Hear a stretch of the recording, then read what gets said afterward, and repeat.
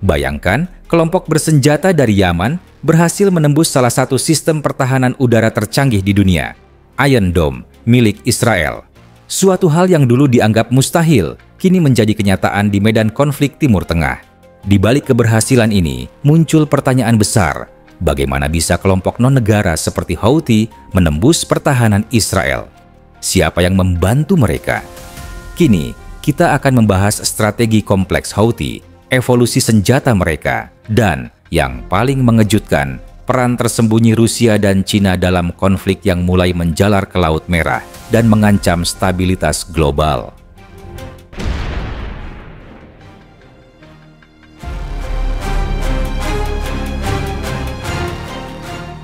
Kelompok Houthi, dikenal dengan nama Ansar Allah, telah bertransformasi dari milisi lokal menjadi aktor strategis dalam konflik kawasan. Mereka menguasai sebagian besar wilayah utara Yaman sejak 2014 dan dengan dukungan Iran perlahan-lahan mengembangkan kemampuan militer canggih. Motivasi utama Houthi dalam menyerang Israel bukan semata solidaritas terhadap Palestina, tapi juga bagian dari strategi poros perlawanan Iran, Suriah, Hizbullah, dan kini Houthi untuk mengepung Israel dari berbagai arah. Serangan ini juga merupakan pesan kuat bahwa poros timur, khususnya Iran, mampu menciptakan tekanan langsung terhadap kepentingan Barat dan Israel tanpa harus mengirim pasukan reguler.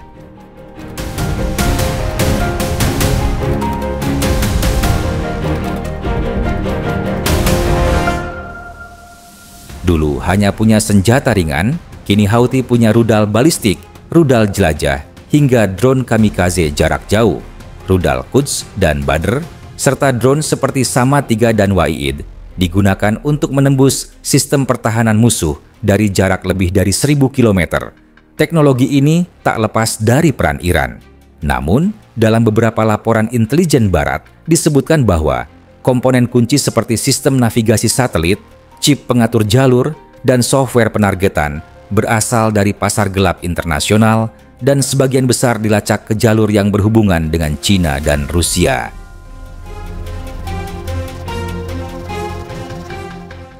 Iron Dome memang ampuh untuk menahan roket dari Gaza, namun sistem ini tidak didesain untuk menangkal rudal jelajah yang terbang rendah dan drone berkecepatan tinggi dari jarak jauh. Iron Dome menjadi kewalahan saat Houthi menyerang dengan strategi saturasi, yakni menyerbu dengan banyak proyektil secara bersamaan dari berbagai arah. Beberapa rudal didesain untuk mengelabui radar, sementara drone dikirim dalam waktu berbeda untuk memecah perhatian sistem pertahanan. Akibatnya, ada celah waktu yang dimanfaatkan Houthi untuk meluncurkan senjata pamungkas mereka ke target Israel, termasuk pelabuhan Eilat dan wilayah Gurun Negev.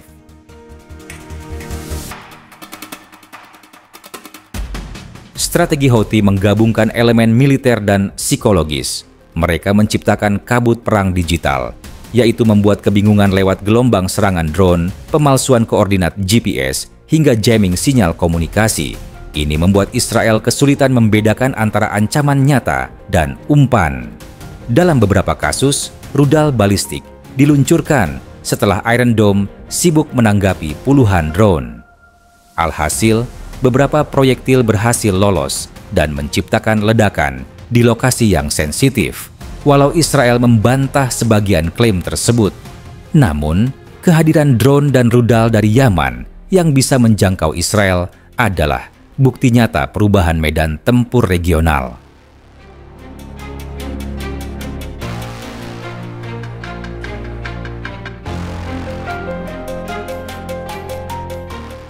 Muncul dugaan bahwa Houthi bukan hanya mendapatkan bantuan dari Iran, tapi juga dari jaringan teknologi Rusia dan Cina.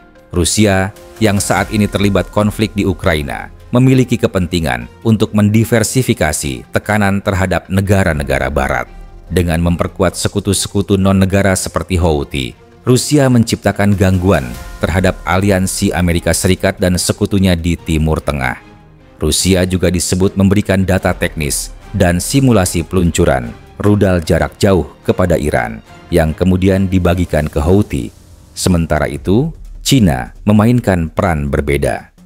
Melalui jalur pasar gelap teknologi dan perusahaan bayangan, komponen elektronik dan optik presisi dari China masuk ke Timur Tengah. Beberapa drone buatan Houthi menunjukkan pola desain yang mirip dengan drone sipil China yang dimodifikasi untuk kebutuhan militer. Lebih jauh, China dan Rusia memiliki kepentingan untuk menjaga pengaruh mereka di jalur perdagangan Laut Merah dan Teluk Aden. Jika konflik ini terus memburuk, kedua negara tersebut bisa masuk sebagai penengah dengan tawaran perdamaian, sambil memperkuat posisi mereka di kawasan.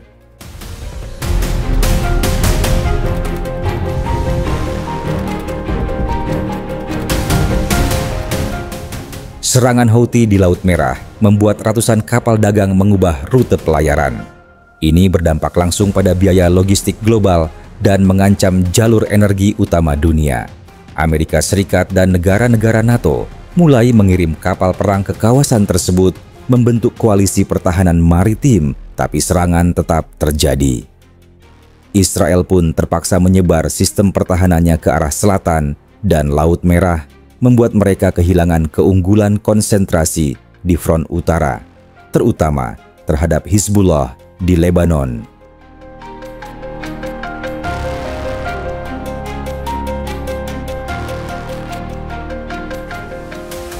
Houthi telah memperlihatkan satu hal penting.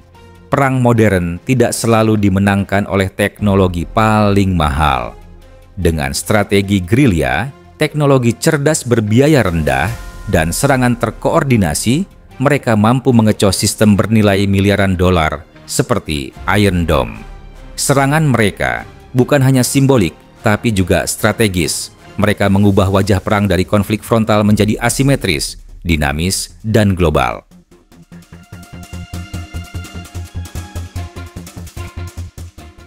Konflik ini bukan lagi sekadar pertarungan antara negara dan milisi lokal. Ini adalah ujian nyata terhadap dominasi teknologi Barat dan sistem pertahanan konvensional.